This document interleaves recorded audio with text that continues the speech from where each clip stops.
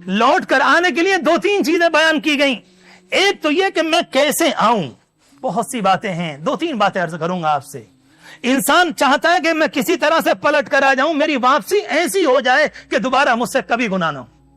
عام زندگی میں تو ہمارا حال یہ ہوتا ہے, ہم ظہر میں توبہ کرتے ہیں, عصر میں ٹوٹ جاتی ہے, عصر میں کرتے ہیں مغرب میں ٹوٹ جاتی ہے, جمعے میں کرتے ہیں شام کو ٹوٹ جاتی ہے, اور پھر دوبارہ غلطی ہو جاتی ہے. رب العالمین کو ان کے پیغمبر نے شریعت کے ذریعے مجھے اور آپ کو کچھ کرنے کا طریقہ بتایا کہ انسان نمبر 1 پر اپنے آپ کا محاسبہ کرے, اپنے آپ کو سمجھائے, کبھی تنہائی میں بیٹھ کر اپنے آپ سے باتیں کرے. ایک طریقہ کیا, اپنے نفس سے آپ خود کہیے, کب تک مجھے گمراہ کرے گا, کب تو مجھے جہنم میں لے جانا چھوڑے گا, تو نے میرا ستیہ ناش کر دیا, تو نے میری کمر توڑ دی, تو نے مجھے ناپاک بنا دی.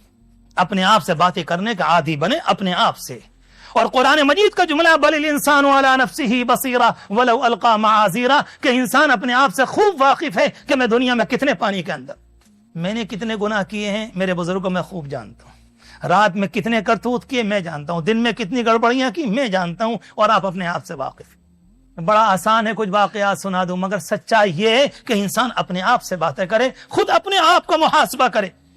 اپنے آپ سے باتیں کر کے, کچھ زمانے پہلے امریکہ کے ایک دارالاقامہ میں ایک ہاسٹل کے اندر ایک نوجوان تھا, اسے اسلام کی دولت مل گئی, اس نے اپنے آپ کو توبہ کے ذریعے آراستہ کر لیا, اپنے آپ کو بچا لیا, لیکن پرانی زندگی گندی تھی, بہت لمبی چوڑی زندگی گندی گزر چکی تھی. اس سے پہلے کبھی کبھی خیالات آتے, نفس اس سے کہتا تھوڑی سی پی لو کوئی بات نہیں, تھوڑا گندا دیکھ لو, تھوڑی سی گندی باتیں کر لو, تھوڑا ذرا دوبارہ پیچھے والی لائن کے اوپر آ جاؤ. ہزار طرح کی باتیں اس کے ذہن میں آتی, اور وہ اپنے آپ سے کہتا کہ تو میرا پیچھا کب چھوڑے گا, میں نے اللہ سے توبہ کی ہے, اب میرا پیچھا چھوڑ دے, میں نے جنت کے راستے پر اپنے آپ کو ڈالا, میں چلتا چلا جا. اس کو کہتے ہیں تنہائی کی باتیں. بغل میں ایک عیسائی لڑکا رہا کرتا تھا, اس نے دیکھا کہ رات میں کہیں سے آواز آ رہی, کہ رات میں کون ہے کمرے میں اکیلا, یہ کس سے باتیں کرتا ہے. اس نے کوئی ریکارڈر لگا دیا کہ میں سنوں تو صحیح کہ آخر باتیں کیا. پوری باتیں ٹیپ کی, صبح کو جب سنی تو وہ اپنے آپ سے باتیں کر رہا ہے. اگلے دن دوست سے بولا معاف کرنا, میں نے تمہاری کچھ باتیں چرا لی ہیں, میں معلوم کرنا چاہتا ہوں تم کس سے باتیں کرتے ہو. کہنے لگے میرا راز ہے, میں بتانا تو نہیں چاہتا تھا, میری زندگی گندی گزری, اس کے بعد اچھی ہو گئی.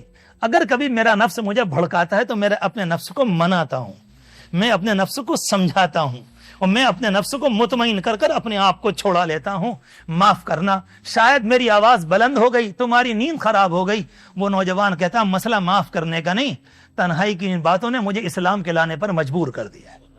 نمبر 1 پر انسان اپنے آپ سے باتیں کرے. دوسری بات بیان فرمائی, حدیث شریف سے معلوم ہوئی, قرآن سے بھی معلوم ہوئی.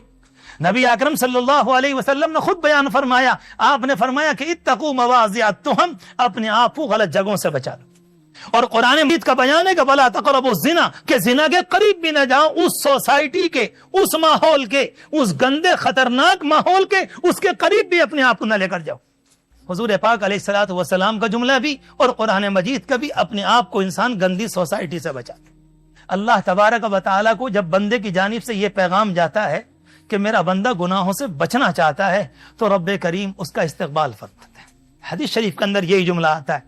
ایک موقع پر روایت میں آتا, حدیث قدسی ہے, فرمایا اللہ تبارک و تعالیٰ نے حضور پاک علیہ الصلوۃ والسلام نے اس پیغام کو پہنچایا. فرمایا ویح ابن آدم, اس ابن آدم کا معاملہ بھی عجیب و غریب ہے. یذنب الذنب, یہ گناہ کرتا ہے, فیستغفرنی, اور مجھ سے معافی مانگتا ہے. کا عجیب و غریب معاملہ ہے, انسان کا یہ گناہ کرتا ہے, اس کے بعد معافی مانگتا ہے, فاغفر له, میں اس کو معاف کر دیتا ہوں. اس کے بعد فرمایا کہ پھر گناہ کرتا ہے, اور یہ پھر معافی مانگتا ہے, اور میں اس کو پھر معاف کر دیتا ہوں. تیسری مرتبہ فرمایا کہ پھر گناہ کرتا ہے, پھر معافی مانگتا ہے, اور اس کے بعد میں پھر اس کو معاف کرتا ہوں. اور آخری جملہ جو ہے لا هو يترك الذنب من مخافتی, عجیب ہے انسان میرے خوف کی بنیاد پر گناہ چھوڑتا بھی نہیں, اور میری رحمت سے مایوس بھی نہیں ہوتا. کیا حدیث شریف ہے میرے اللہ, آپ کیسے کیسے بندوں کو نکال کے لانا چاہتے ہیں غاروں میں سے, کس طرح سے چاہتے ہیں گندی. لا هو يترك الذنب من مخافتی, فرمایا کہ نہیں میرے خوف سے گناہ بھی نہیں چھوڑتا مالک, اگر مر گیا تو نہ معلوم اس کے بعد کیا ہوگا. اور ولا ییأس من مغفرتی, اور میری رحمت سے مایوس ہونے کو بھی تیار نہیں. رب العالمین فرماتا ہے کہ اگر تیری ادا یہ ہے اشہدکم یا ملائکتی, میرے فرشتوں گواہ رہنا, میں نے اس گناہوں کو معاف کر دیا. اللہ کا معاملہ تو اتنا کریمانہ ہے, اگر کوئی اللہ کا بندہ آنا چاہے تو رب العالمین کی رحمت دھکا نہیں دیتی, رب العالمین استقبال کرتا ہے.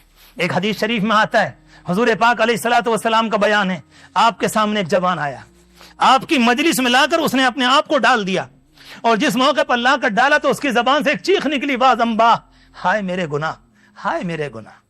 اللہ کرے کبھی ہماری زبان سے بھی تو نکلے، کبھی تنہائی میں ہماری زبان سے بھی تو نکلے کہ ہائے ہمارے گناہ۔ مسئلہ اکیلا دنیا میں کھانے پینے کا تو نہیں، مسئلہ اکیلا دنیا کے اندر منورنجن کرنے کا تو نہیں، مسئلہ اکیلا یہی تو نہیں کہ ہم دنیا کے اندر لاؤبالیاں کرنے کے لیے آئے ہوں۔ کم از کم کچھ ذمہ داری ہے، کبھی تنہائی میں کوئی ایک مرتبہ ایسا رونا نصیب ہو جائے کہ میرے آپ کے بچوں کو آپ پر ترس آ جائے کہ ہمارے ماں باپ رات میں کیوں رو رہے ہیں۔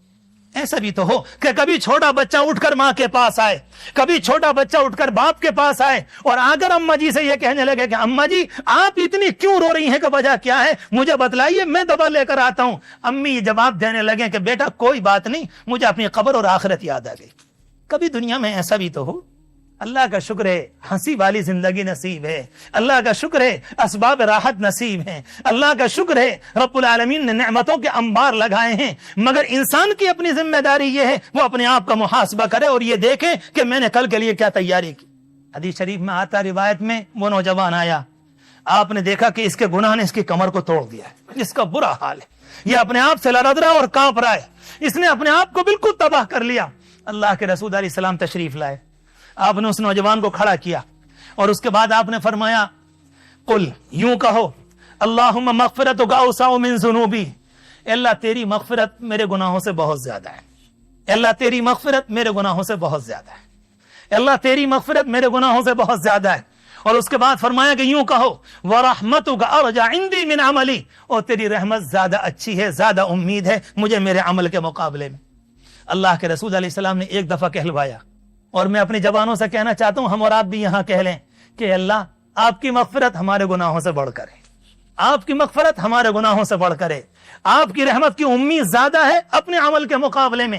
حضور پاک علیہ السلام نے ایک مرتبہ کہلوایا، حدیث شریف میں آتا پھر دوبارہ کہلایا، حدیث شریف میں آتا پھر تیسری مرتبہ کہلایا، اور اس کے بعد فرمایا قم، کھڑے ہو جاؤ، قد غفر اللہ لک، اللہ نے تمہیں معاف کر دیا۔ رب العالمین کا معاملہ تو اتنا پیارا ہے کہ انسان اپنے آپ پر غور کرے، اپنے آپ کا تجزیہ کرے، اپنے آپ کو سوچے کہ کون سے گناہ۔ بل الانسان علی نفسه بصیرہ، بلکہ انسان خود اپنے آپ کو خوب جانتا ہے۔ سورہ قیامہ۔ بھائیو، انسان دوسروں کو دھوکہ دے سکتا ہے مگر اپنے دل کو نہیں۔ وہ جانتا ہے کہ اس کی نماز کیسی ہے، اس کے گناہ کیا ہیں، اس کی نیت کیا ہے، اور وہ اللہ کے کتنے قریب یا کتنا دور ہے۔ ہمیں اکثر دوسروں کی غلطیاں تلاش کرتے ہیں لیکن اپنی اصلاح کی فکر کم کرتے ہیں۔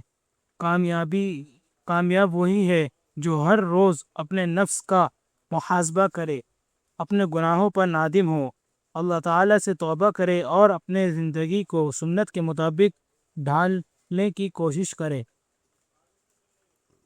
یاد رکھیں، قیامت کے دن نہ کوئی بھائی، نہ کوئی بہن،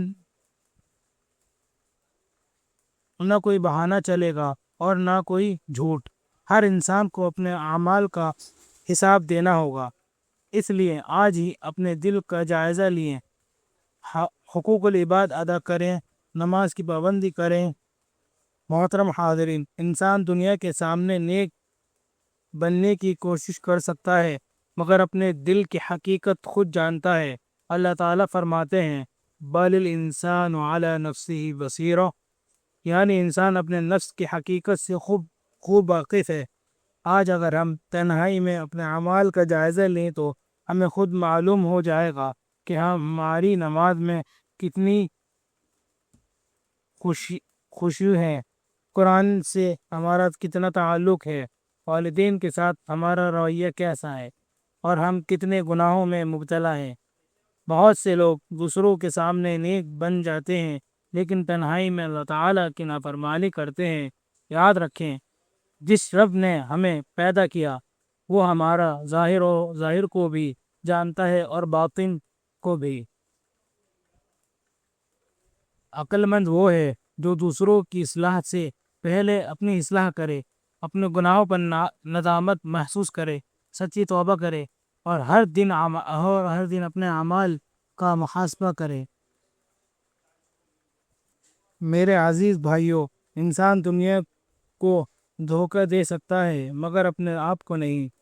وہ جانتا ہے کہ اس کے دل میں کیا چل رہا ہے، اس کی نیت کیا ہے۔ یعنی انسان اپنے نفس کو خوب جانتا ہے۔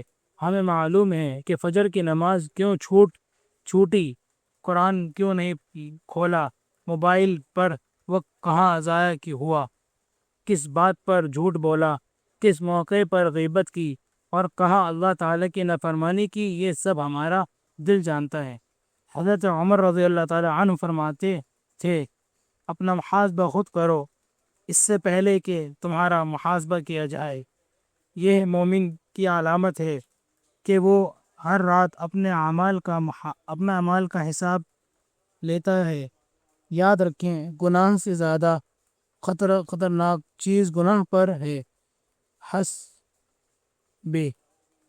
جب دل گناہ کو گناہ سمجھنا چھوڑ دے تو حالات قریب ہو جاتے ہیں، لیکن جو شخص ایک آنسو کے ساتھ اللہ سے کہے دے، یا اللہ مجھ سے غلطی ہو گئی، مجھے معاف فرما دیجئے، تو اللہ تعالیٰ توبہ قبول کرنے والا ہے، نہایت مہربان۔ آج اپنے دل سے پوچھیں، اگر آج میری موت آ جائے کیا میں اپنے رب سے ملنے کے لیے تیار ہوں؟ اگر جواب کمزور ہے تو یہی وقت نمازیں سنوارنے کا، توبہ کرنے کا اور اللہ تعالیٰ کے طرف سچی واپس کا۔ اللہ تعالیٰ ہمیں اپنے نفس کی اصلاح کرنے سچی نصیب فرمائے اور اخلاص والی زندگی گزارنے کی توفیق عطا فرمائے۔ آمین۔ وآخر دعوانا الحمدللہ رب العالمین۔